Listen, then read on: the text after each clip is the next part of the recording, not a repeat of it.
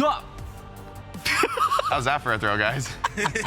What's up? What's up, dudes? What's up? I got nothing.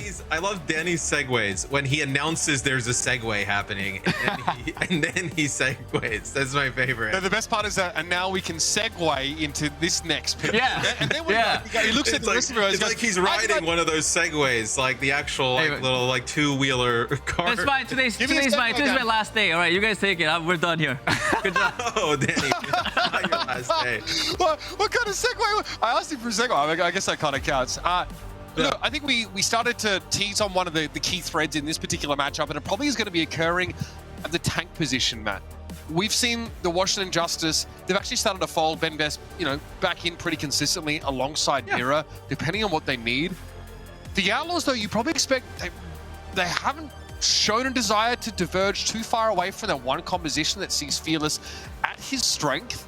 So they don't need to. Yeah, exactly. And he will likely have to deal with a combination of Mira and Ben Best over the course of this series.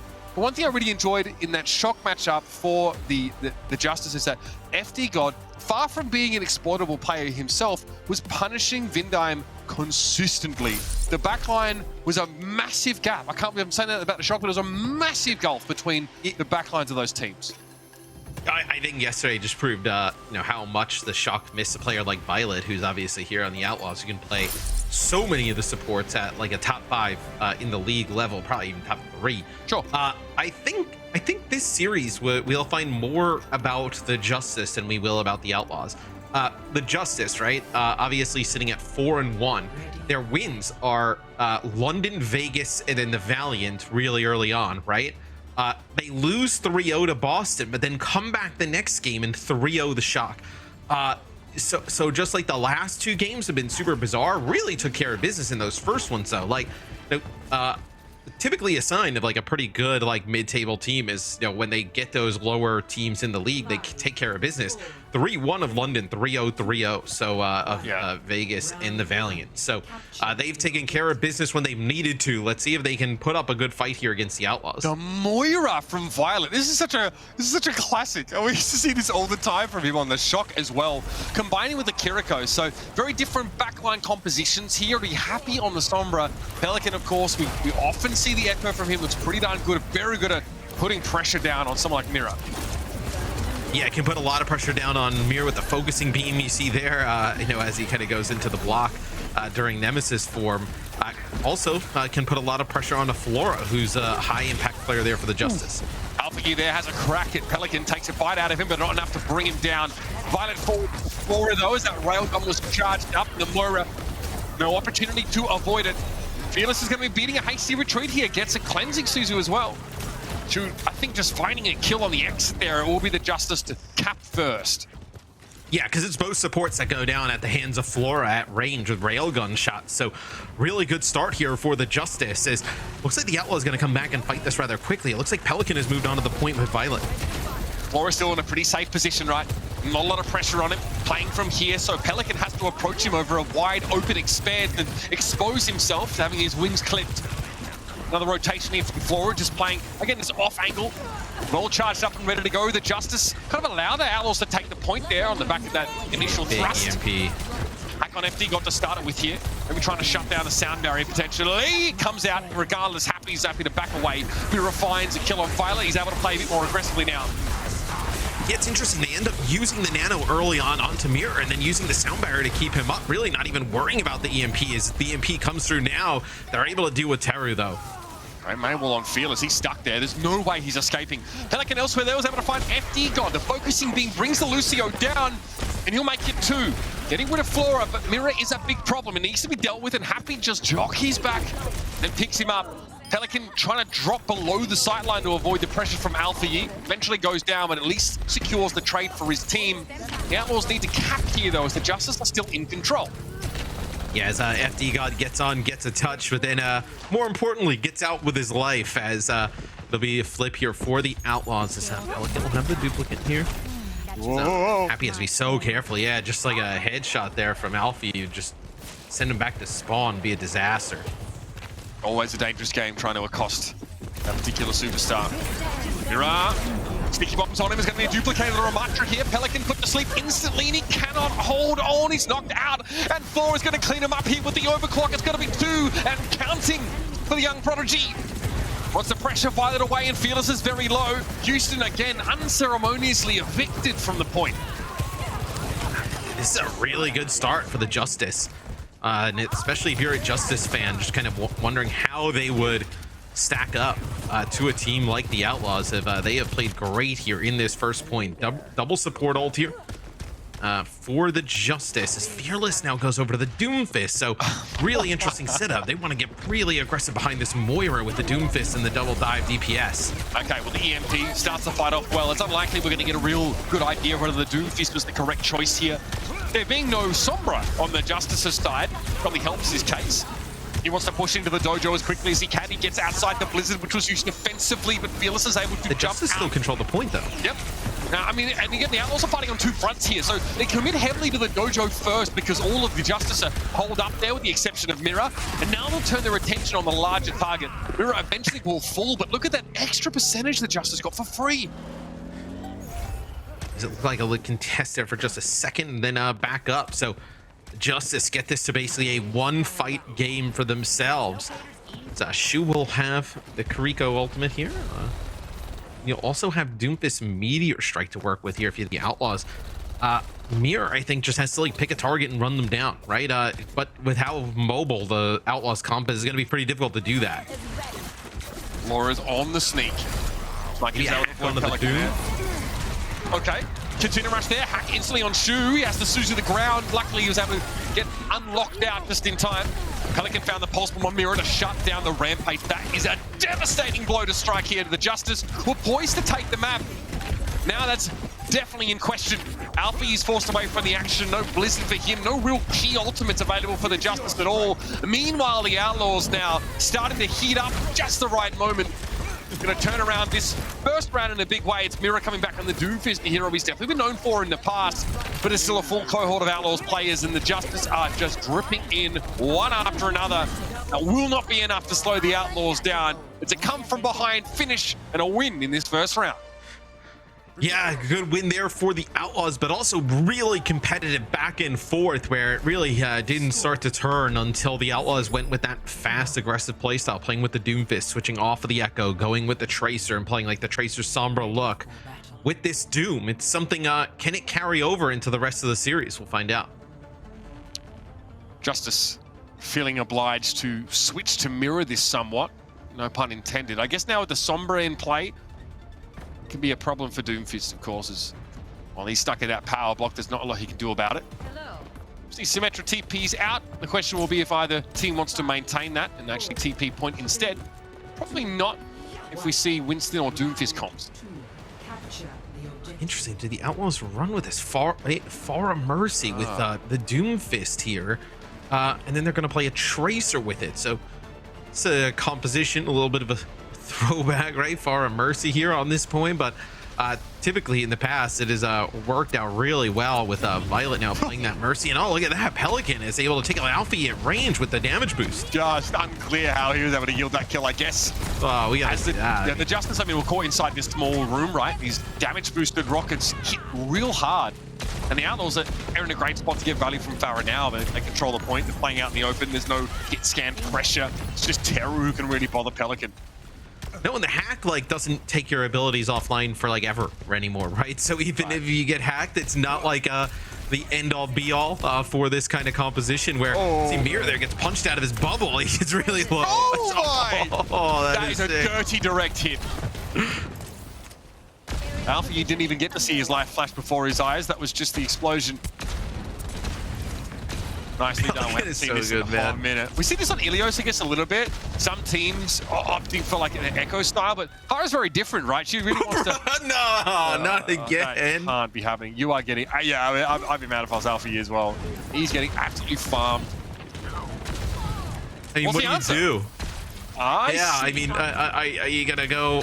So Alfie goes over to the Echo here. Echo Tracer. I mean, Tracer's always been like pretty good against like some of these aerial comps, right? Because if they get a little bit close to the ground, you can just kind of like clip them out. But I mean, we've seen them try the Tracer a few times, and Alpha U is not able to make it out of the spawn. This is a Nano here onto Pelican as he's just now juiced up damage boost. Nano as he's trying to take Alpha U out of the sky.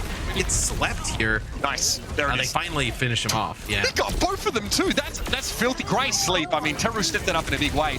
But Alpha U's kind of freelancing on this Echo a little bit, right? No pocket, but that's not really required.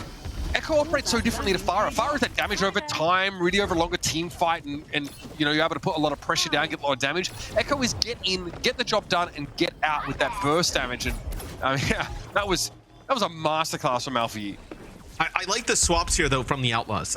The Pharah is way harder to get value out of, like when you're attacking the point as opposed to like having control of it, right? Like, yeah, you have control, you can just kind of like shoot through some of these choke points, right? Just play for that as Javi gets a stick there on the Alphys. This may go to the Outlaws rather quickly, but good call there from the Outlaws, making that swap up, not kind of relying on the Pharah, even though it was working out pretty well. Yeah, no messing here. Pelican Sombra, obviously well equipped to deal with Echo if she gets too close to the ground. Will be afflicted with the reverse Icarus curse. And Alpha U getting just kept very low here. Happy hoped to steal the health pack away. And in fact, he did, but Alpha U still had the damage. The burst was sublime. He had recall up as well, just didn't get it off. As soon as the hack comes in, it's actually Alpha U ends up using the duplicate just to turn into the Kariko here, just to try and stay alive a little bit.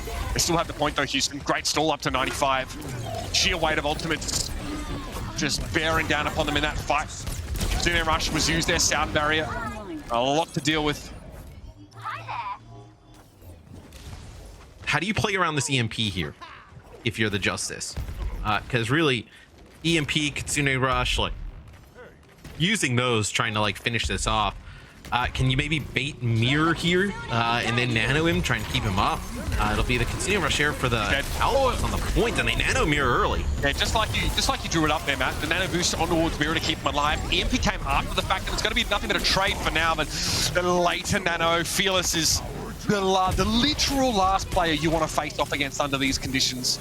Mirror has no choice for him, but yeah, he's going to have to try and group up with the Justice, have one more crack at this. The Outlaws are back in control with a Pulse Bomb ready to go. And Mirror overextended and hit with the bio is down. I mean, he needed to get the touch there, but just jumps onto the point, gets hit with a Biotic Grenade. You didn't even have anybody else in terms of line of sight able to heal him. FT God now trying to stay on the point with some healing help from Teru, but does not look likely that the Justice are going to be able to flip it. He wanted a Pulse Bomb there, but his target evaporated into a red mist. The Houston Outlaws, okay, they've woken up a little bit here.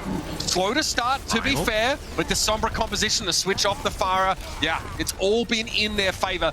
Further stall from the Washington Justice here. Eventually, this will be put to bed. That overtime ticket can only last for so long. And let's get the Justice in this round. It will be the Houston Outlaws taking Lijiang Tower. In the end, it's pretty convincing. We saw some good signs here from the Washington Justice. It's about maintaining that momentum throughout the course of a match. Right, I do think though you see that the Justice can hang with a team like the Outlaws, though, at least early on. Really back and forth on both points, forcing the Outlaws to make a lot of different compositional changes. But the Outlaws just kind of flexing how good they can be at multiple different styles of play. Yeah, this moment here from Pelican. The combo with the punch, my goodness. I mean, anytime you can shut a Annihilation down quickly like that, you'd be very happy. This was some stunning stuff at the start of the round. Dude, You see the way he was just getting these one-shots. Oh, Lil Bro, no idea what's coming. Skadoosh. Oh. Yeah, well, you wanted your appendix removed, Alpha U. You just didn't really get to stipulate how. Brutal stuff. Kings Row coming up next in this series. The Outlaws show us a little bit of flash, a little bit of flair. We'd like to see that, but we're quite sure that the Justice have plenty of that themselves, so stick around. There's a whole multitude of ways this series could go, so don't miss it.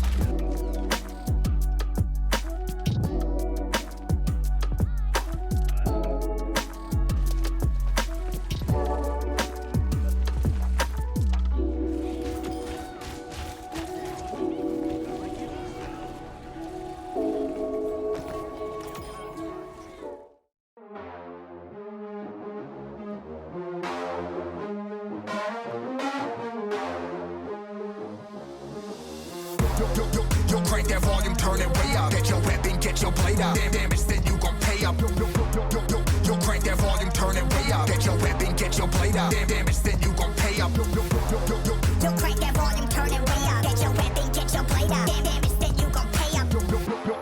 Yo, crank that volume, turn it way up. Turn it way up. Turn it way up. Crank that volume, turn it way up. Way up.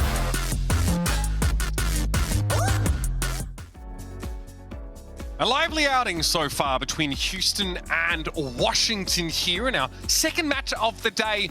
First map's already down. It was the Houston Outlaws ultimately take it away. Night Market sees a Farah come out by Pelican to start with. I mean, a hero he's known for. Alpha Yi, though, not to be outdone, has the answer in the form of an Echo. And then we get some back and forth in some of these team compositions. Quite exciting to see the adaptations made on the fly. Matt, we expect that to continue heading into Kings Row. Yeah, but the Justice looked pretty good. Forced a lot of different changes there from the Outlaws, so maybe it's something that they can do yet again as this series moves on. I think a lot of like those DPS swaps, Violet coming out on the Moira to kick things off was a little bit interesting. So we'll see as this series progresses what these teams start to like coalesce around, where the Outlaws here on defense, this would be a little bit of a throwback of a look.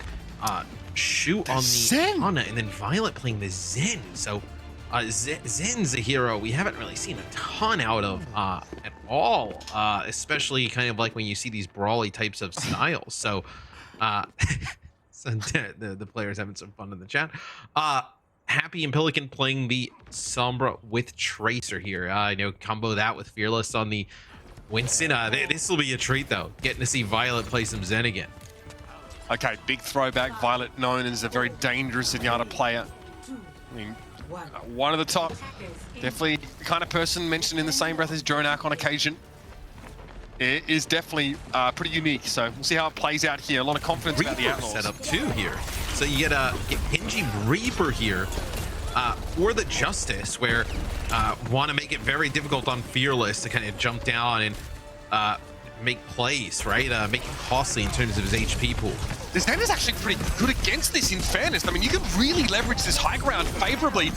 Great. I mean, the Suzu there was well timed. Eventually, Violet's going to go down, but the sheer output that we saw from the Outlaws there, the Justice could not stand up against it.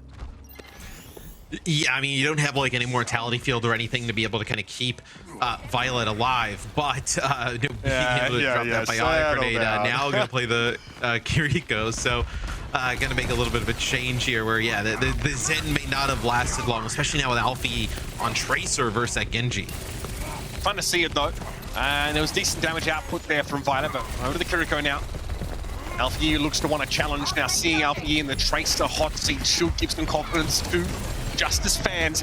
Big stick though, Suzu got to come out. Mira just holds still and allows his wounds to be tended to. Gonna be a Nano Fearless now diving on in.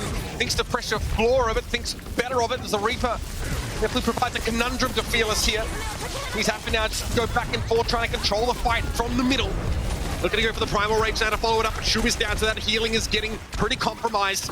With Flora standing on that Kitsune rush, those Hellfire shotguns are a thing to be feared. Yeah, I was going to say a little bit of shades of last year's. That's going to be an EMP here as the Outlaws pick up 2 off the back of that. It's going to be a Death Blossom. Is that enough, though? It's going to get Fearless really low. He's going to get back in the line of sight of Shu there to get some healing. My goodness, that was dirty. Flora gets burnt down very quickly by Pelican on a strafing run here. Biotic Grenade connects onto Mireille, goes for the Primal anyway. Fearless just wants to give a bit of ground without giving up the point. Tough job here though, as the pressure starting to mount from the Washington Justice, and they follow it up with a sound barrier. Sleeping on the job is Mira in the back line, but the rest of his team stepped up in his stead. It's Mira getting run over by Violet. There's a chance here for the Outlaws to come back in, and Violet makes it to the headshot on Teru. Stunning work. And the Justice are bundled off the points. Oh man, that is a plays only Violet can make, where you're like, why would he Kitsune rush there? So Happy gets taken out as he's trying to put pressure on the spawn. But maybe that heroics kind of goes for nothing here if they can't get a hold. The bio buys a little bit of time, and it is Happy, quite mobile in returning to the fight, but there's only one tick. So not a lot of a buffer here between, the Outlaws' point and it being taken by the Justice. Still, they're going to have a crack at it, though. Fearless hacked for the time being, and Pelican has been removed from the fight already. A good Alpha Yi Pulse Bomb should all but guarantee a fight win here. Shu has to know he's getting pressure, but there's not a darn thing he can do about it. Mira as the other side of that pincer and the Justice are on the road. Yeah, it's nice finally for the Justice to kind of finish this off, as the Outlaws, they really need some heroics to keep it going even that long. So the Justice pretty good there on checkpoint A. It takes probably a little bit longer than they expected, but still being able to take it and now getting a kill on Violet's pretty huge. Tough to lose Happy at the start of that last fight. If we puts them in a more compromising position, they can only be reactive. Pelican, you can see already working that flank if he can. Flora will harry Shu as often as possible. He spotted the translocator from Happy. Let's see how we play this. Okay, Flora gets rid of it now. Wants the pressure down. Happy got caught elsewhere. The timing of the translocator removal was perfect. Happy had nowhere to run. Now Flora wants to start to make his presence felt here in the back line. Yes, they get rid of the translocator, and probably like Happy has already like started trying to put some damage down, and then realize he has nowhere to go. The Outlaws, though, going to be sitting on 4 ultimates here, though, in this next fight to kick things off, Mitch. But the Justice is going to be able to match them, maybe even better them. So the Outlaws have to be careful. You lose this fight, they again start to snowball this, but they drop a Kitsune rush, and Violet takes Alfie right away. The timing for Flora is bad. He actually translocates just as the fight is starting. He doesn't go too far, right? It's just a library, but it's enough time, enough of a window here for Violet to secure a first kill in that fight. No chance to use the EMP. Comes in now after the fact mirror with the Primal Rage, and it's going to be a nano boost to keep Violet alive. A trade of kills, 2 big supports down. Tero and Shu will be on respawn here. Sound barrier for FD God. Violet is still a little ways away from that rally and may not have a chance to build it at this rate. Alpha runs him into the ground. Pulse bomb. Alpha is able to find a recall though and avoids the explosion radius, but Pelican and Happy chime in, and FD God, a mirror been taken down. The sound barrier was there for the Justice, but it didn't buy them enough time. Yeah, it's just both teams just dumping pretty much everything into that one. As now you look at the clock, 1 minute and 27, you're a little bit worried here if you're the Justice. You have this Alpha E pulse bomb where he's been so good, but you're almost going to have to win a fight that's just kind of dry on both sides, right? Where nobody really has any ultimates. Rally here for Violet, could be massive, where this next fight, you're trying to get this pulse bomb and make a good use of it. Kind of got to like poke and prod and look around for the way that Alfie is going to get in here and make something good out of it. He needs Violet, right? You can't nano Violet if there's a pulse bomb. Stick it, there it is. It's perfect. Violet, no chance. No chance of escaping that one. Yeah, it's an easy target there. Violet just asking for it. Alfie, big stick now. It's going to be Fearless headed up to the skies, but he's hacked. He'll wait for a time on this high ground, and the Justice have to find more. They need to extend further. Mirror may be waiting for a jump cooldown, but Pelican got caught in the fray by the looks of things. Taken down in the front line. Some accurate shooting there from FD God, surely lifting its chances. That's the rally from Violet. They're going to try and fight this. Okay, a lot of damage on Mirror. This is actually going to create a window, an opening for the Outlaws to surge ahead. The rally's been popped. They have a nano now for Fearless, or whoever may need it. Could be another raid boss. Bring in the mix here. Here's an EMP. Immediately nano over to Fearless. He has to find some kills here. Yeah, and that's a Suzu comes out and gets the cleanse, but you're going to lose Teru. Now just trying to track down where FD God went as he's wrapped all the way around. Fearless going to have Primal Rage here in just a second. He gets back to the cart just to contest. Fearless uses the cart to break line of sight. He'll be able to build up a Primal here.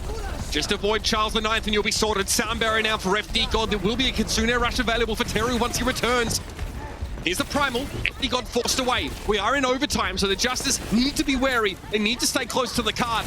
Pelican sees a recall from Alpha Yi now. He knows he can pressure a little bit harder, but that's the hacked health pack that Alpha Yi is sitting on. The EMP from Happy, it's good. It's a great setup. Shu's able to deal with a Tracer with nothing but a biotic grenade. Perfect result for the Outlaws. We're able to dig deep and hold off the Justice. Still, the Justice put up an extremely good fight there. Right before that B checkpoint, it's just the Outlaws, they do just a tremendous job of just cycling players onto the point, keeping it contested. Violet comes back with that big rally. The Justice big window of opportunity, right, was when Alfie gets that huge stick onto Violet. He's got the rally, doesn't pop it, right? It just comes back off the respawn. When Violet's dead, that's kind of their opportunity to go. But Mirror had actually taken so much damage on the front side that they needed to heal him up before they were able to do much of anything, which at that point your advantage is pretty much gone. Yeah, I mean, and remember, Pelican dies randomly in the front line. And it's like FD God just spamming into the choke and Mirror with some extra damage. And yet they don't have the ability to go forward. Fearless just pops Primal Rage and buys a huge amount of time. A really interesting team fight if we ever have a chance, rather, on the desk to break down, because there's a lot going on there. The Justice come back with their Winston-based defense here. It'll be FD God on the brick, something FD God was really known for. Outside the Lucio, obviously, during his time on the Shock especially, so keep your eyes peeled. I'd say, though, there's lots of good to take here early on from the Justice. Like, Mirror playing the Winston, right? You would have said their strength is probably, Mirror on some of those, like, kind of, classical off-tanks and Ben Best on, like, the Reinhardt or, maybe even the Winston. But to see Mirror come in here and play the Winston against such a talented team and play it quite well. Not kind of getting, like, picked off or caught out or, taken advantage of. Another good sign for the Justice. I wonder what they do about the Pelican Echo. Something that gets brought out on occasions such as these. Happy wants to try and keep Flora quiet so we can't line up and draw a bead on this Echo at all. And the Justice have been forced back to the periphery already. It's a really difficult target, obviously, for the Hanzo to hit. The Echo up in the sky can put some pressure on the high ground. I also think, like, it's really, can you put some damage down onto Mirror and make him, punish him, really, for kind of playing in some positions, exactly like you just saw there. So not a great start. They get FD God, that's like a Hanzo with fearless damage at the start, and then Pelican able to burn down Mirror with that focusing beam as he's trying to get up to the high ground again. We see how challenging it is for Terror to find a sight line on Mirror. As soon as Mirror drops off the point, especially after FD God just dies as a result of that dive, Terror knows if he peeks, he might just get his face blown up by Hanzo or something similar. Speaking of which. Yeah, it's Flora actually just takes Shu out as he's probably just looking through the choke, trying to make a play. But there was Fearless, like, up in that window, right? So what does Terror do? Like, he can't, like, wrap all the way around to the opposite window. He has no sight line. Like, if he peeks that main window, he literally just dies to an Echo or a Hanzo. Yeah, or he just kind of sits up there and Fearless just kills him slowly, right? As Flora now, 2 really good pickoffs in a row. Getting that kill on Happy. Really takes so much pressure off this back line. Leaves Alpha E free to be a loose end. Doesn't want to overcommit, though, as the Outlaws heard Happy coming for him. He didn't want to, like, kind of push in and have Happy be right there, and that's what's dangerous about the Echo. Pelican gets up in the sky. Fearless on the low ground puts in some damage, and that focusing beam, just so deadly. Mirror, it's another hard sideline for Terror to play. Mirror is obviously on the attacker side of the map in that window. He's hoping for the Ana to shoot him a couple times. I'm sorry, Pelican, that's just a little bit wrong. I'm just putting it out there, bro. Like, you can't be doing this on TV, my guy. There's no way to keep these players alive. Like, how do you burst heal them fast enough to not allow the focusing beam to just kind of insta kill them, right? Yeah. It becomes very difficult to deal with. Not many teams go for this. Even Atlanta Reign, right? We haven't really seen them, or rather, excuse me, the Defiant so much. With someone like Speedily. The Outlaws able to get away with it here, and again, it's not really his again favored meta, as has been discussed already. Pelican gets another one. The sticky bombs claim their target, and just Terror waltzes and hatches that pulse bomb like an egg. I think it's going to be a tough road here for the Justice, Matt. They are in trouble. And I think, like, one of the keys as well is that they're allowed to go in and be this aggressive as the cart's just rolling on in. But the Outlaws, it's really the supports, right? Like, you can allow Fearless, Pelican, and Happy to go in and make those plays, and you're almost like, okay, well, we're just gonna rely on Shu and Violet to stay alive and, like, win, like, a 2v3, and they consistently are able to keep each other alive throughout all of that. Really impressive stuff. It's going to take a lot more than this from the Washington Justice, I think, to really have any chance of unseating the Houston Outlaws. Their defense setup is really nice, right? They start with a Zen, which is kind of very exciting, but, we can see it struggles against the dive setup from Washington. Houston, though, they stick with that Sombra Tracer setup and find a lot of success. Violet's Brig, obviously, is pretty scary as well. We saw Alpha Year, right, have some real moments in that round, opportunities to pressure down and remove people like Violet from the equation before a fight begins, but then Mirror's taking too much damage, they can't follow up, and then, it was all about Pelican on that second half. Yeah, just absolutely tremendous on the Echo. Being able to just pick up these fast kills, right? Following up on some of the damage from the rest of his team and say, look at this one, right? The focusing beam before, like, even the sticky damage, like, kicks in, right? So as soon as the damage comes down, the beam is already ticking on and just no way to even react to that. Yeah, brutal stuff. We're off to Havana for our third map in this series, potentially the last. Unless the Justice have something to show us we haven't seen before. Only one way to find out if that's the case, and that's to stay right here We'll be back after the break.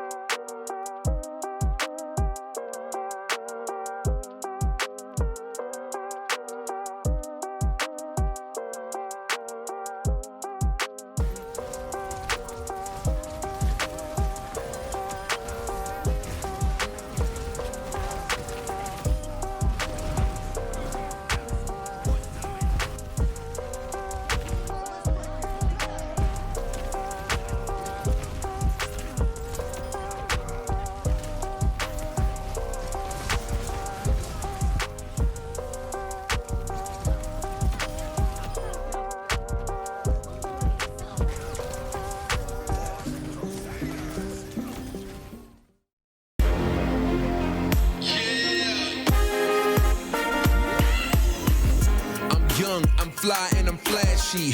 It's the reason why the people always ask me, where you get that? Where you cop those? I've been fresh to death since a snot-nosed kid on the block with the illest sneakers. The girls all flock like they missile seekers. The party don't stop, got different features, exclusives, different colors, you can't get them either. I came here to stunt, that's what I go for. I don't buy a pair, I buy the whole store. A price tag's just a number to me, so I never miss a shot that I want and I see. Swish. Well, the Washington Justice are certainly getting put through their paces by the Houston Outlaws. Well, the question marks over this game, especially with Houston already having played 3 games, winning 2 of those in the Justice. Well, let's just say they eased into this qualifier stage a little easier with some teams that they were definitely better than. But now we're starting to realize that there is a limit to what this team could show us in such a short amount of time. The Outlaws are pushing them past it.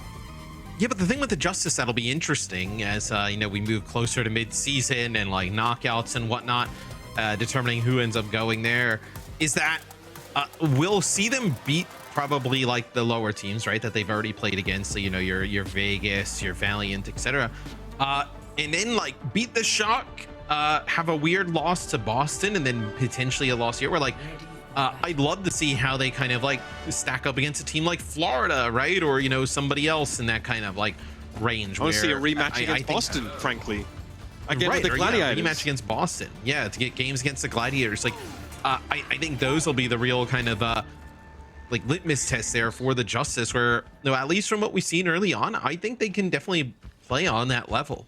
You know, they can keep those games close, competitive, probably even win some. Right now, though, they're not really thinking about how they stack up against the rest of the table. It's about trying to eke out some advantages here against a Houston Outlaws team that aren't showing them very much respect. We saw we're going to have a strong spawn camp here, so the theme is going to continue for Houston. Yeah, though we see a spawn camp kind of set up from everybody here. So it'll be Pelican on the May. It'll actually be mirror matchups here, actually outside of the Sojourn versus the Hanzo. Set up as Flora gets a nice off angle and gets a headshot there, so finishes off Pelican. The perfect pick, right? You can't ask for a better target to eliminate for free than the May, who is very often very hard to kill. As Alpha now is going to play forward here, tries to use an ice wall to keep the Outlaws in his face. They're able to break back around it. Again, with that shoe in the picture, Fearless is not going to have enough healing, and the Justice will break free of this initial hold. And it's a really good break there. It's Flora coming from the opposite side of the spawn door, being able to get a kill on the Pelican. That kind of opens everything up there for the Justice. And the Justice also, they build up closer towards these support ultimates in that first fight as well. So really good start here for the Justice, getting that payload moving, not letting the Outlaws burn a ton of clock outside of their spawn door. So they're satisfying some of the base prerequisites here to pose any sort of threat to Houston. They're able to break the spawn, they're able to demonstrate their understanding of the meta. Now they're going to handle this. Houston pops up behind them with an air matrix. Shu is trying to find a keyhole shot there on Flora, but he gets punished for his hubris. It will be traded though as Happy, ever the dependent one, is able to respond and deal with Flora, punishing him.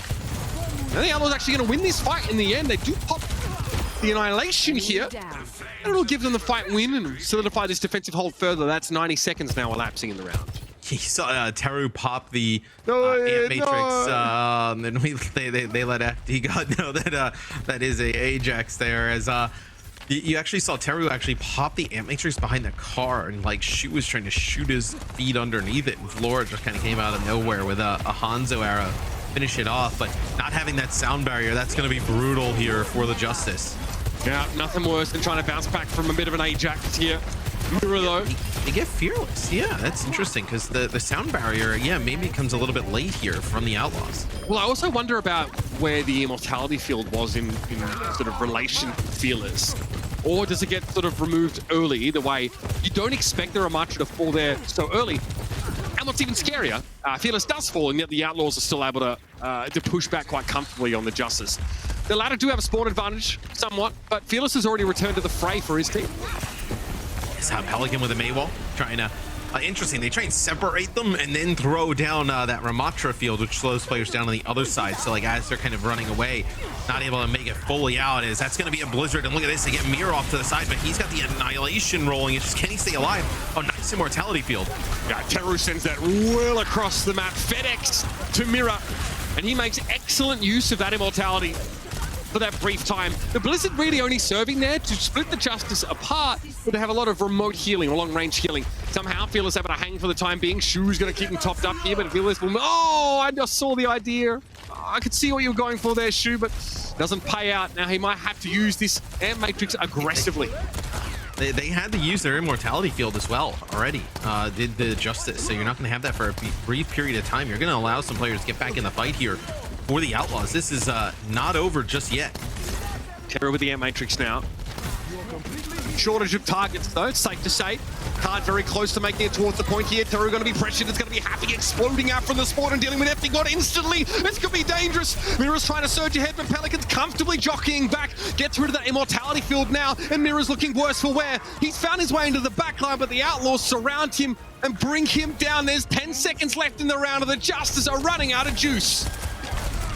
This has been brutal here as the Justice almost able to get that first checkpoint. And here's FD God with that sound barrier, but it's not the one you would have wanted, as that one a little bit earlier that just gets away. That might be one that decided that first checkpoint as the Outlaws get a hold.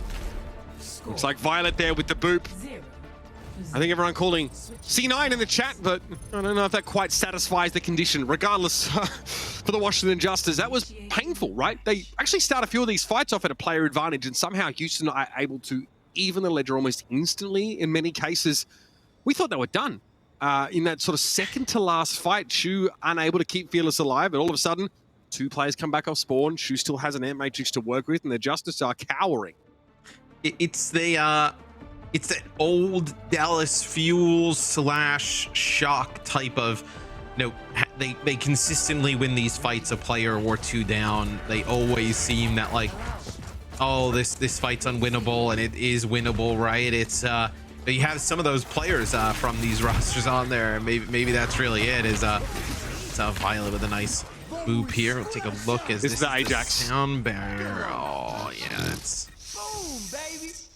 that's the Annihilation rolling right on the other side of that too. I mean, that's a rough spot to be in to have to use it. That's painful stuff. Okay, Zenyatta on attack would be fun. The Outlaws, though, they have a decent buffer to work with here. Pretty scary for Ramatra, so for anyone ready to deal with that Discord orb. Go for it. Show us something a little bit special. I wonder how it plays into like a full spawn hole here, a spawn camp rather. We're about to find out, I guess. Meanwhile, you just got the Discord orb, right? Lay it down, just collapse on a target. Maybe they're looking at Teru, maybe it's FD God. We'll see. There's a biotic grenade. It connects with Flora and Mirror. And the sleep here on the Teru right away. Oh, that is... Well, this didn't is even really start. This is long. Like, I mean, it's over. This hasn't been a fair fight in a little while. Yeah, we are in full Bing chillin' mode. Pelican is having the time of his life. Yeah, Pelican always looks to be having just a ton of fun in the server. It may just be cheering on Violet as Violet brings out the Zen here. You ask, why do people smurf? Exhibit A. Exhibit A, Matthew. Yeah. Having too much fun. Violet goes away from Zen, realizes not the answer. Right. Still invested in winning the map here. Violet has to Suzu oneself. Flora being warded away. You'll get the trade. Okay. We're not what he's looking for, though. Maybe would have preferred to be able to offer some of that defensive utility to Fearless especially, who's forced to jump away. Hey, 2 minutes 42 on the clock. Plenty to work with for Houston. Yeah, and Houston's going to have a nano here, so you can nano Fearless with an EMP to kind of follow that up. Could be what seals this series in favor of the Outlaws, as the shot there goes into FD God.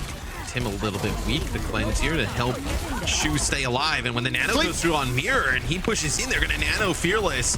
The sleep goes right on a Mirror, so not going to get a ton of value out of that. No, I mean, they've been crucial. Mirror doesn't use the Annihilation before the sleep comes out, so there is that at least. However, you really need a way to try and keep the Ramatra topped up. And Mirror doesn't really have that, so another Nemesis transformation, though, will yield him that extra armor. Losing Shu, not ideal, but there was a Kitsune Rush in play for Violet. Here's an EMP. Going to be pretty bad for Pelican now. Can only sort of dodge around. Oh! And he's able to find the deflect just in time. Alfie gets bisected. They go get Mirror. They double back and they go kill Mirror. Now they're going to push up. This is Hive Mind play from the Outlaws here. They're making some very quick rotations, Matt. Hard to keep track of, and especially if you're the Washington Justice right now. FD God is done. Blade going to be connecting with him. Flora forced to translocate out. At risk, of course, of being hacked himself, and it would have been deterministic from there. Alpha Yi's dancing. Mirror's been taken down already. Fearless wants to extend that advantage, and they'll get there. The Houston Outlaws make it convincing. There was some resistance. Some. From the Washington Justice at the start of this series, but that crumbled soon after. And the Houston Outlaws have demonstrated that yes, they are indeed well and truly above the vast majority of this Western region, and there is a gap between these two rosters. I mean, you need to play absolutely perfect to beat this Outlaws roster. You know, really for anybody in the league. I think this also just shows how good Atlanta is, right? Being able to kind of handle this team 3-1 the other day. But man, what a tremendous win here for the Outlaws. Yeah, and they'll be happy with that one.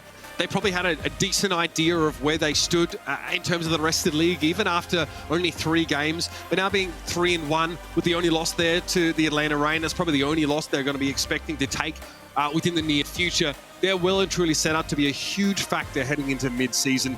They play some electrifying Overwatch. It's very exciting to see. Let's talk about our player of the match here in just a moment for the Houston Outlaws. A number of candidates that really could have stood up. I have to say, we got to see Houston play some slightly different strategies, show us some different heroes. And our player of the match is going to be one of those players leading the charge in that sense. It'll be your boy Pelican, player of the match. Yeah, I mean, we saw the Pharah come out from Pelican, Tracer play throughout, the Echo on King's Row. You know, when you just have a player who can do everything at this explosive of a level and high of a level, it just unlocks so many different compositions for your team that a lot of other teams just can't really mimic. Can't really even come close to playing at this type of play style and just comp. So, I mean, Pelican obviously today had a tremendous game, but also just kind of what he does for this Outlaws team sometimes may even go unnoticed. A skill check for a lot of teams that the Outlaws play will actually be that Tracer Echo composition because it's so up-tempo. You need to have all the answers and you need to have them very quickly in those team fights. Otherwise, you're going to find yourself missing a tank or someone just insta-dying to the sticky bombs at the start of the fight, which is what we saw happening there in many cases. This is your Tracer stats, though, for Pelican as the hero. We mostly saw him on. And again, almost 10 minutes here, so you can extrapolate those stats slightly. 2 deaths. 2 deaths, very 10 minutes. Yeah, 2 deaths in 10 minutes. You know, the pulse bomb attach rate obviously above 50%, being able to get some big kills with that, where, yeah, nuisance on the Tracer always, but I know you get him on the Pharah and the Echo and like keep him in the sky, right? Even on the Genji, just so dominant. Again, we talked about the Washington Justice at the start of this sort of game, and you know, we wanted to know where they really sat in terms of the rest of the league after that win against the Shock. And so Jake said this would tell us more about the Shock than it would about maybe the Justice. What does this tell us about the Shock? I mean, I think the Shock are in a rough state. I really do. But I also think the Justice team is probably a little bit better than what we kind of like all anticipate. I think it's like once we see them play, they really didn't play anybody in the middle of the pack outside of the Uprising, which they lose that series. But otherwise, it was really, you know, Outlaws level competition or your, you know, Vegas Eternals, right? So I think, well, the jury's still out for the debate on, you know, this Justice team. Hey, look, not a close match, but a very fun one. I think it's very fun to watch teams like Atlanta and Houston right now. They play very clean Overwatch. It's very elegant. It's very satisfying to see. We can only hope to see more of that throughout the season from the Outlaws, and maybe we get more of it today. We'll have to wait and see, of course. We're going to head to a break. We're going to come back. We're going to hear from our friends at the desk, and they're going to lead us into our last game of the weekend.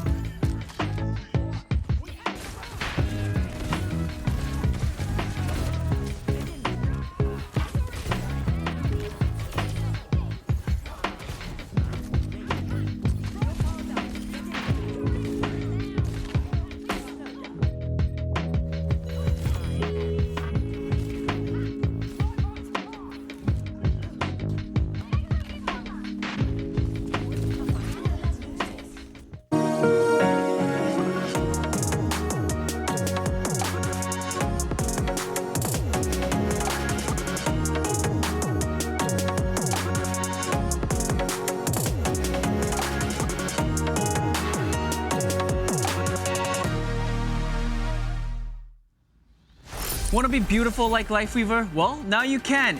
Parentheses in-game only. Close parentheses. Now, get the new support bundle. It's got team skins for Lifeweaver, Lucio, Brig, and a weapon charm for just 350 League tokens. On sale until June 13th. In-game only because I know everyone who's watching, tuning into Overwatch League and tuning into Watchpoint is already beautiful. So they just need to be more beautiful in-game while playing Overwatch. Just like you, Danny. Just like you too. All right, well, this matchup, Washington Justice against Houston Outlaws. Of course, we all sort of expected Houston to get the win. Before we sort of, I guess, dive in to talk about this match, I just want to quickly bring up, at last map for Havana, I saw Taro in Korean chat, in-game chat, he typed, "Oh, you're gonna get punished." And then Pelican answered by saying, "We already got our punishment yesterday against Atlanta." Right? Yeah, true. But this time, very, very different for Houston. Really showing, I think, what a difference there exists in the league between, I would say, Houston Outlaws, Atlanta Reign at the top, and pretty much everybody else. I mean, no one has looked competitive with these two teams other than one another. And so I think this is leading many fans, myself included, to just think, is this going to be our Midseason Madness finals matchup? Like, I really, honestly, I think that's where if I was a betting man, that's where my money would be, because these teams just look so incredibly strong, right? Justice, they slaughtered the Shock yesterday, and today, I mean, this is like an even harder beatdown. So the gaps between these teams seem to be just widening, big. especially in a Winston meta where Fearless, I mean, he's just having his way with them. Yeah. And also, I mean, he also played some Rumatra as well, right, Houston? So I think they're, I guess, what's the word? Like, they are AJ. They're not only good at Winston, but I guess Houston is also trying to improve even more, right? Yeah. So diversify their, I guess, comps and stuff. I think Houston Outlaws, sure, like they did lose to Atlanta, right? But like you said, even during before going into the match, Jake, you were saying that like it's sure like Alpha E could pop up, but like a single player can't like make a difference in a game against Houston. Yeah. And I think that really showed in this match the importance of having 5 good players working as a team. I mean, Alpha E did pop off. That's the thing, Yeah. right? He did have big moments. He did find clutch plays that like opened up fights for his team. And yet, time and time again, Houston is just like still clutching these fights, or the trade just comes right back the other way. Houston has already struck twice as hard, cutting down your whole back line. I mean, there's just, as an individual player, you can't do more than like create those openings. And if another team is just like kind of destroying you on every other position, it just doesn't matter how good one person is. You need the full roster, especially in this meta, in a dive meta, right? No matter how good your DPS are, if your supports are dying consistently, then you're just never going to be able to do more than that, right? Like you can only, if you get to pick, 1 every 3 times you go, that's like a great ratio as a DPS player. Like you're doing really well. But if your DPS or your supports are dying twice as often, I mean, it's like it's just overwhelming, and that's what this match was. It was an overwhelming. Yeah, I mean, true that. I mean, they even we saw Violet play the Moira. Oh god, they got the Pharaoh I'm not gonna Mercy. lie. I think Houston's having a little bit of fun. I'm not gonna lie. I think they're improving. They're trying to make different plays. You the know, Moira, that's a Violet they're special. not just sticking to the dive anymore. Violet was just like, all right, guys, let me Jungkook cook. is cooking. Let me cook. And Jungkook's probably like, well, you know what? You just let him get. You got to get the Moira out of his system early. No, it didn't really work at all, honestly, in that map. They just still won because they're better.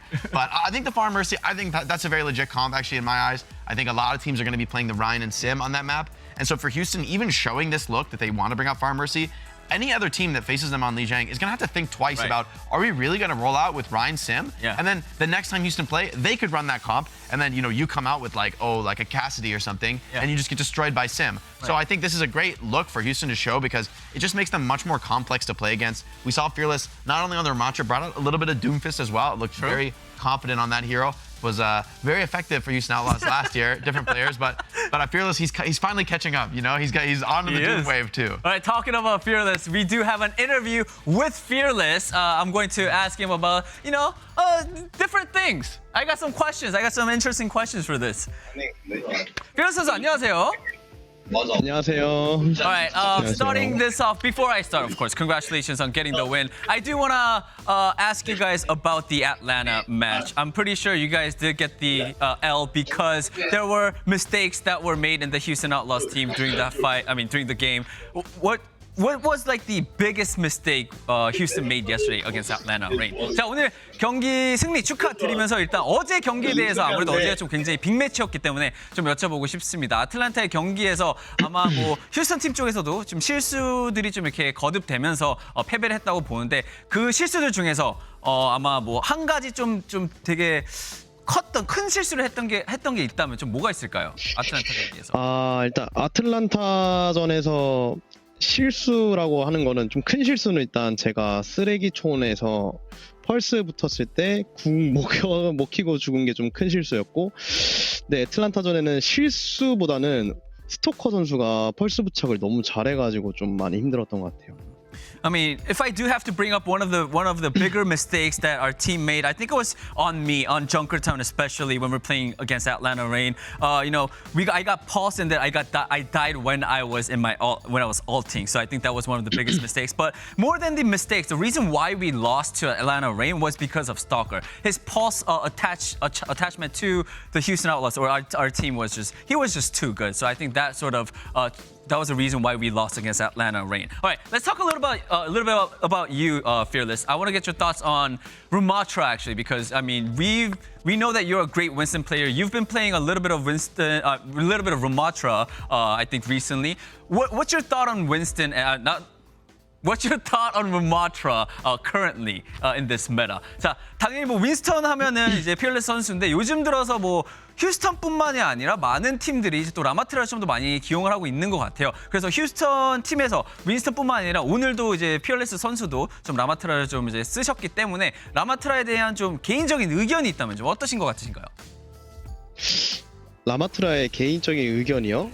일단 요즘 좀 러쉬가 좀 많이 나오기도 해가지고, 근데 라인 러쉬보다는 라마 러쉬가 좀 더 많이 좋은 것 같다 생각해서 라마트라 굉장히 좀 저는 좋다고 생각합니다. I mean, thoughts on Rumatra, you know, there are times where we have to use rush, or rush is being often shown recently. So when we have to pull out, or when teams have to use a rush comp, I do feel like the Ram rush is better than Rhine rush. So that is my thought on Rumatra in general. All right, Fearless, thank you so much for your time. Again, big congratulations, and hope to talk to you soon. 자, 이걸로 인터뷰 마치도록 하겠습니다. Fearless 선수, 감사합니다. 감사합니다. Great to get Fearless perspective, especially on the Ramatra. I think I really like this from Houston, that they're not like locking it in on Winston. I mean, it's sort of obvious. I think maybe other people don't quite know. Like everyone knows, okay, Fearless, insane Winston, but that doesn't mean you play it 100% of the time, right? There's going to be metas that force more adaptation, and I think it's going to be really important for the Outlaws to be able to keep Fearless in and then still execute some of these other comps. Like sure, if it's going to be like a one-tricking diva meta, like these very hard off tanks, then maybe you're bringing out Gargoyle. But I think for a lot of metas, you're going to use some Ramatra, but then also be ready to switch to the Winston or the Doomfist. We saw that a couple times in this series. So keeping Fearless in, he's a very flexible player, not just a Winston player. Yeah. So I think that's a value that they're going to be able to continue to exploit on the Houston Outlaws throughout the season and throughout, you know, as metas come and go. True, I definitely agree. All right, so that was that matchup. Let's move on to our final match of the day. As you guys can see behind us, San Francisco Shock I've been waiting for this one. versus New York Excelsior. I mean, San Francisco Shock definitely has a lot to prove for this match.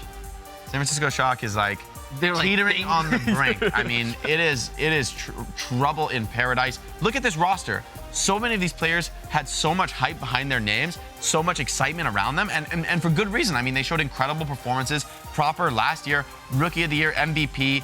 I mean, All-Star. Yeah, just literally every award we can give, we gave it to Proper. You know, the only thing he couldn't win was the first place championship, and he got second. You know, so definitely the greatest debut of all time for a rookie player.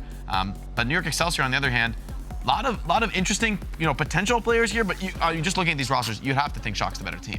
I mean, yeah, definitely. I think it is going to be. But we said that again. We said that yesterday. We said the same exact thing. Yes, we did, Danny. We got Justa. Yes, we got Justa for a caster for this one. We said the same thing about Shock yesterday, right? Before Washington, you know, this Shock should win. Shock should win. It should be a clean 3-0 for the San Francisco Shock. But that wasn't the case. And that's the only reason that we're talking about this as a conversation of New York Excelsior have a chance. Historically, as Jake just said, if you look at these rosters on paper, the San Francisco Shock should be dramatically better than the Excelsior, but with how they've been playing, they're in Frowny Town, Jake. Sorry, Jack. Oh god, we're all mixing up names now, Danny. Look what you did. It's hard, man. We're all, there's too many people beginning with J. Yeah, well, true. Jaws and Jack, and then Jake and Well, tell my Jake, mom. That's your guys' fault. My actual Korean name starts with a J too. J. Oh, So really? if I go My by brother's that- name starts with J too. Oh, really? All right, let's all list the number of people. who Yeah, start with everybody J. begins with J. All right, I'm actually curious if anyone went with, I don't know, like who went with San Francisco Shock, if anyone went with New York Excelsior. So let's take a look at our predictions. Let's go by Zoe first. I'm sure she went with Shock. Trolley? Yeah. I'm Johnny? scared. All right. Each time John- he's revealed, yeah. I'm honestly scared. Yeah. Danny, Lim. Hit it! Production! No. Let's go! New York God. Excelsior! 3-2. I'm so proud of you, Danny. I'm so proud No. of you. Can I back this up? I cannot, but hey, I'm rooting for New York Excelsior. No, that's fine. You've got the heart, Danny. I do. The heart. I'm with you. Honestly, I'm cheering for New York Excelsior. Tragically, I'm still gonna pick Shock. In this case, I just think that's the right thing to do. I think, That's to the be right honest, thing to do. I mean, we saw a lot of weakness from Shock. I did predict that I think New York will get a map here. But I think for New York, I mean, they looked kind of weak against Vegas yesterday. Yeah. And they were doing some weird stuff with Fitz on support, which I think could pay dividends down the line. But there were some definitely rough around the edges right at the start. A couple, I would say big mistakes from Fitz, even though he did make big plays as well. So I think there's going to be a lot of openings for Shock to crack this one open and take the win. And I think it's really just a matter of them like finding what suits them and going for it. But they haven't had much time to turn this around. I mean, now the question is Shock a top team? Is Shock like a solid mid-table team? That's what they're defending now. This is the darkest time. I mean, there's a chance. Maybe New York's a team that like plays better with a better opponent. So me and Danny had a discussion in the green room, and Danny said, "Bro, trust me," and I said. Okay. Don't get tainted Nobody by got I Danny. said, okay. Don't get 3-2. Danny, I've got you. 3-2. Trust me. Shock not. I'm feeling it. They're not I'm feeling it. No. They've not recovered. They've not recovered. You guys since are off the yesterday. chain. It's not happening. It's not happening. I'm with Shock Jake. is boomed right now. I'm with Oh, Jake. dude. Let's bring it down to earth a little bit. Yes, they're in Frowny Town, but there's no chance here that the San You went Francisco Shock. 3-2 though. Yeah, well, that was when they were still playing Fitz on support. So I'm still not sold on New York. We've talked all about the San Francisco Shock. As you said yesterday, Jake, the New York Excelsior lost the map to Vegas Eternal. That was the first map for Vegas Eternal. There's no way the New York Excelsior are a team like the Washington Justice that are on the upswing. I still made it map 5 because I don't trust the Shock at all. But today's the day. I'm still giving it a Shock. Give me a Shock Valorant, give me a Shock Boston. That's what I'm looking for. Yeah, exactly. I hope they're coming up soon because I want to see those tougher matches for Shock. I'm not convinced this will be it though. New York maybe still have to show a little bit more before I start believing. Hey, we'll Me see. and Danny got this. I mean, New York got this. New York got New York got this. New York got this. 3-2 for New York. Let's go. All right, let's get into game. New York Excelsior and the San Francisco Shock is the map on your the match on your screens in just a moment. Oh boy, do Shock have a lot to answer for over the last couple of weeks? What's happening? Be their psychologist real quick. Break it down. What's going on? Well, honestly, it probably starts from just such a poor start, going all the way back to the Pro-Am. Remember, the San Francisco Shock lost a match. They lost a Trick Room, a North American contenders team. There was tons of excuses that you could line up for. We had an interview with Finn who sort of spoke about the woes that they were having to deal with. They were having to play late at night. They didn't have effective practice. There was ping. Krusty was jet lagged. Yes, run the list of things. Meta's not ours. The seats weren't comfy. Map pool was bad for us. Map pool was bad, bro. Yeah. Like what? Proper didn't have his afternoon snack. It could be anything, but at the end of the day, that pressure starts to mount. Because there is that expectation that this could be a championship roster, and now they're not even managing to get over the first hurdles. That starts to put the seeds of doubt into your mind of, is this team good enough? And these players need to shake that off. They need to get some confidence. And that starts in matches like these, where you can take down a team like the New York Excelsior. We said it yesterday for the Washington Justice. I want to see a clean victory. I want to see shades of what we expect this rookie roster to look like. Those seeds have been planted. Are they blooming yet? Well, we'll find out in just a moment. TP out for New York. Very different looks from both Shock and New York here. Monkey versus the Rhine comp.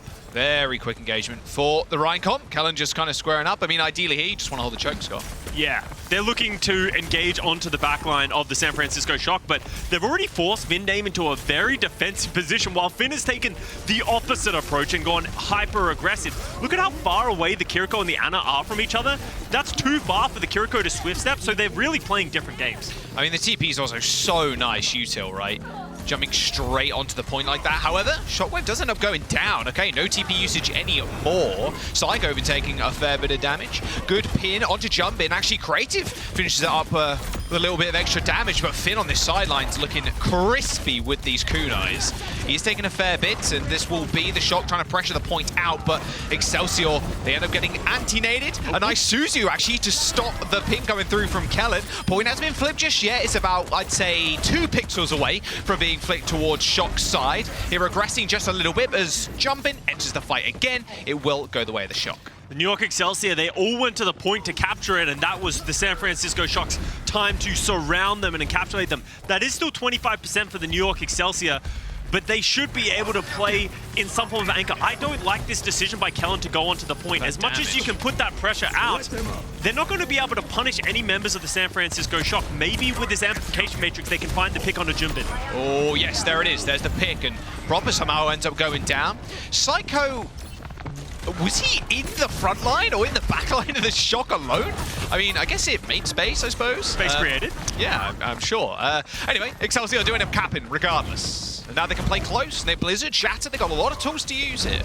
Junbin has been pinned twice already in this match, and it's defined a lot of this, these team fights so far. He has to be careful, needs to play better around this Kellen Reinhardt.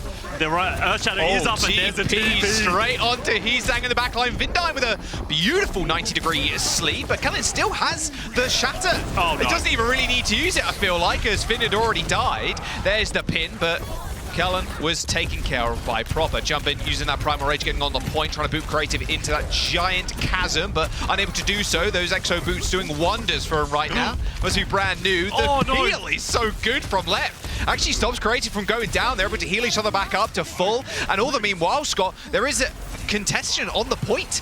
Psycho managed to make it back. Same with Shockwave. They put the wall up, and this is final fight for Excelsior now. Junbin not finding that kill on the Baptiste means that they can just re-engage for the Excelsior, and now they're at 85%. Blizzard on the point. Suzu used by Finn, not frozen. Does use Swift F to get away. Big ultimates used from Excelsior to try and lock down the point. Pulse will maybe thrown out by Proper, who's been a little bit quiet this game thus far.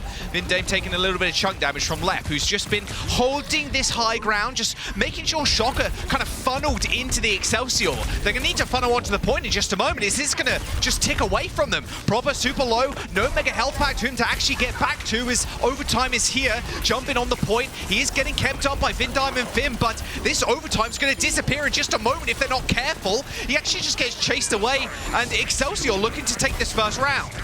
The San Francisco Shock just look lost. They don't have any coordination going for their team.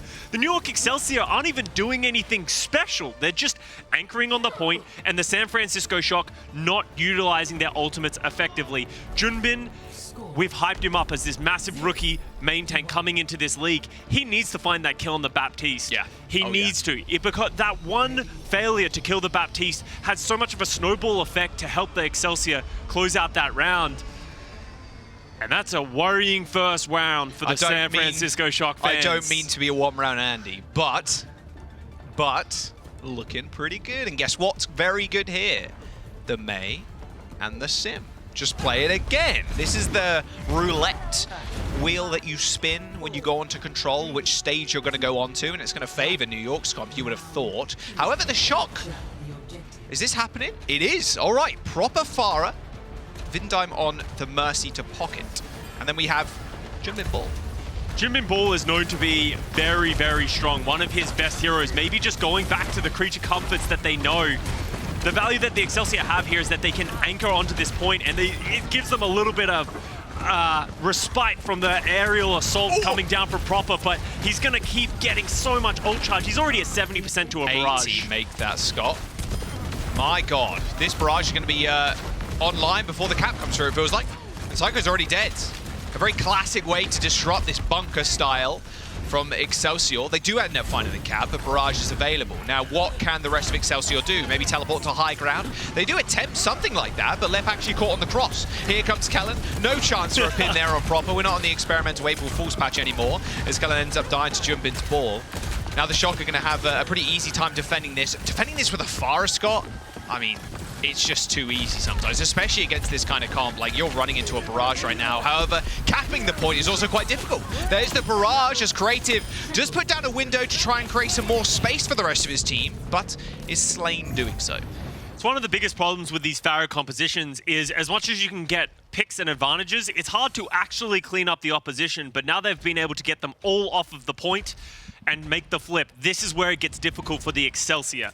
They need to find a way to get from spawn to the point without losing somebody, and with Proper just raining it down. They are literally like vertical rockets. Boom, boom. He's trying.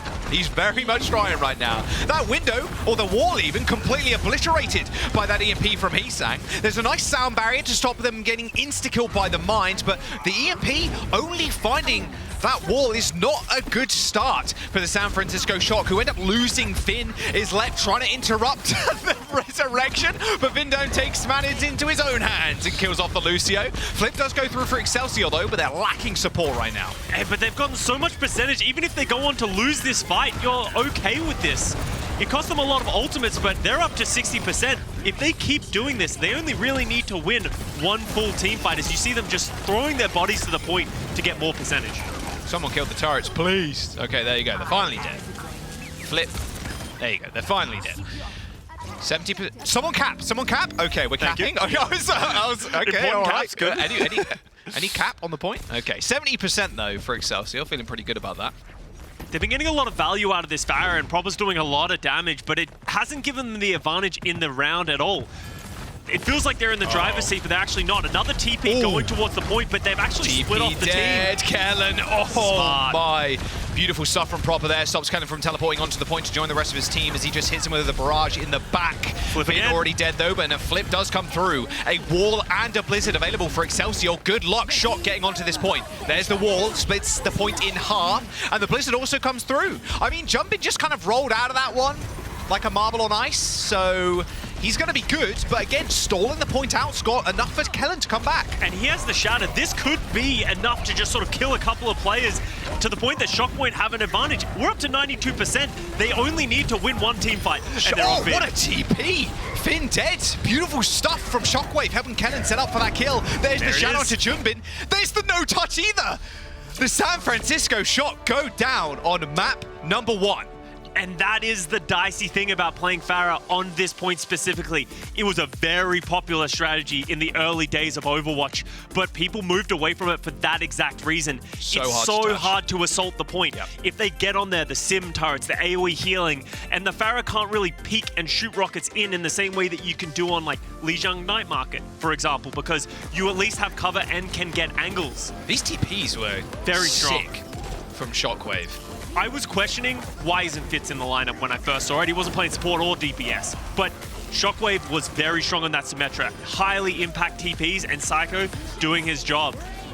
You can't even really, obviously we're talking about the woes of the San Francisco Shock a lot, but that was very masterfully played here by the Excelsior, playing to their own strengths. Yeah, extremely well executed. Really good stuff so far. We'll see if Fitz wants to come in for this next series. I say, like, we'll see if he wants to. We'll see if I have decided. I am playing this next match, actually, and I will play the entirety of it, or maybe I'll sit on the bench, I'm not sure. We are going to King's Row for our next one. We'll see if the Excelsior coaching staff want Fitz in for this one. Havana and New Queen are in Legion Tower, they're the map set. But strong start from Excelsior already. Hey, look. 3-2 for both of us. I went Excelsior, you went the San Francisco Shock, so we'll see how this goes down after the break. Don't go anywhere. King's Row up next. Hey Mom, happy Mother's Day. Thank you for supporting me through this journey that I'm going through. I always think about your support a lot. And shout out to all the other moms.